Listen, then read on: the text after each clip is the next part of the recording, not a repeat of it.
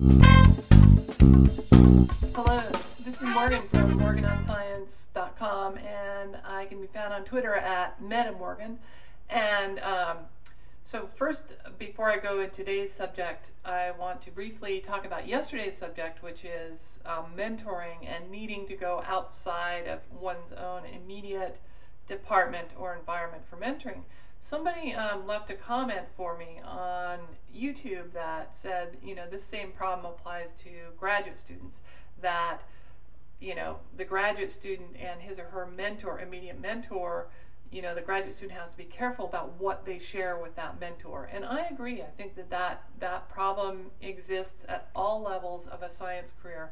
It's not just in its application to faculty starting out, but really, if you're a graduate student, you do have to be careful about what you share with your mentor. Some mentors can handle more than others, but I think ultimately finding outside mentors that you can talk to about the problems, struggles, and challenges that you face is actually really, really important as a graduate student too.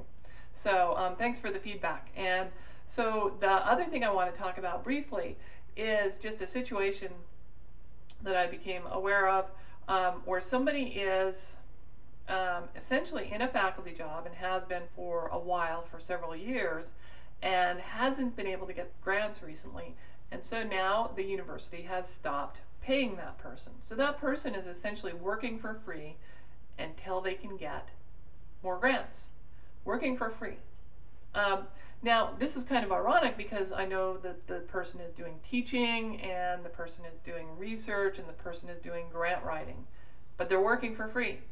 And this brought up a whole bunch of really annoyed feelings that I have about the way that some universities, many universities these days, and university administrators treat faculty. They treat us as business people.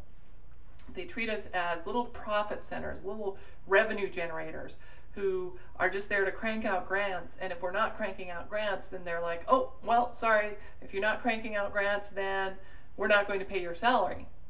Now, I understand the budget pressures that they're under and why they're doing that, but it's incredibly short-sighted because they're treating us like business people, but they're only treating us like business people by exposing us to the downsides of being a business person. So if you're in business and you don't make sufficient revenue, then you don't get paid, right? So that's one of the risks of being in business.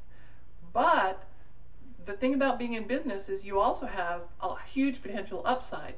So if you do a really, really good job and sell lots of your stuff or whatever, generate lots of revenue, then guess what? You get paid. You get a bigger paycheck. You become much, much richer.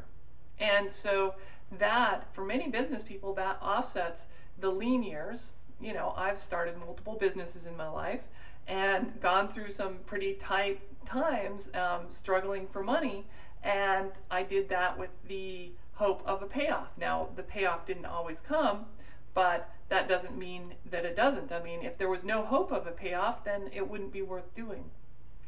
And so the thing that I look at when I see this situation like this is, here these faculty are being exposed to all the downsides, the risk of not getting paid without getting exposed to the possible upsides, which is, let's say they go bring in, $2 million worth of grants next year. Is their salary going to go up? Well, maybe it goes up a tiny, tiny bit, a few $1,000s, but it's not going to go up, 20-fold, even though they're bringing in 20-fold more revenue, which is how it works in a business.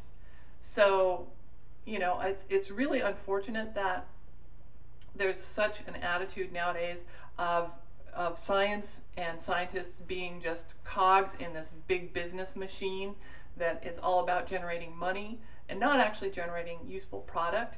Now, I often teach that you have to run your lab like a business in order to be successful, and I stand by that, but that doesn't mean that I agree that overall our mission is to be business people in academia. I don't think it is. I think the mission is to do great science and do great education, and that the business components should just be secondary, not the primary driver. And I think that's getting twisted around, and I'm not sure exactly why, but I can I have some ideas and some speculation on that I might share in future episodes.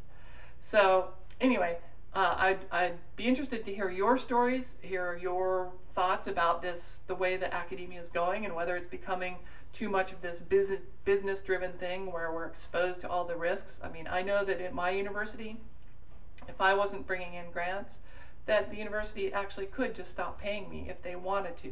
Now, I don't know of any faculty at my university that that's happened to, but you know, the situation I talked about today is at another university, but it could happen. My university could just say, "No, sorry, we're out of money. You have a position, but you have no pay." So it's interesting. All right, so that's it for today. MorganOnScience.com, that's where you can find my blog and leave comments and have a discussion about this. And MetaMorgan on Twitter if you want to tweet about it. And I will see you tomorrow.